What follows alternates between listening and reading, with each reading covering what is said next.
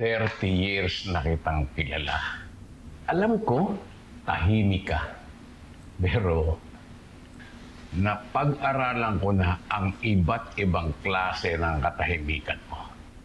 At yung style ng katahimikan mo ngayon, bago yan. Si Steffi yan. Umalis na siya. Wala akong pakialam.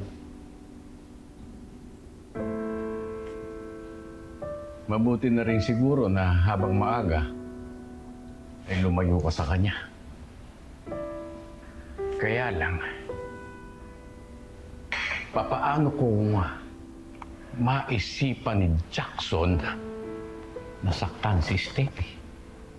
Anong mangyayari kay Steffi? Nasabi mo ba sa kanya na delikado yang si Jackson para maiwasan niya?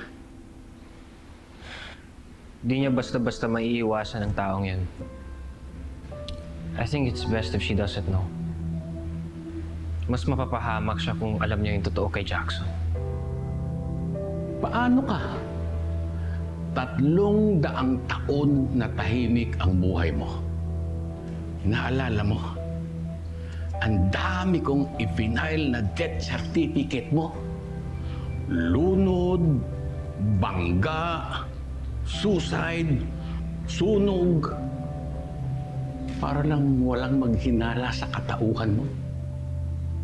Para lang mapanatili ang katahimikan mo. Naisip mo ba na maaaring mawala ang katahimikan ito nang dahil lamang kay Jackson? And worst, maaari kang matuluyan bago ka matuloy na umalis. I just need to be one step ahead of Jackson.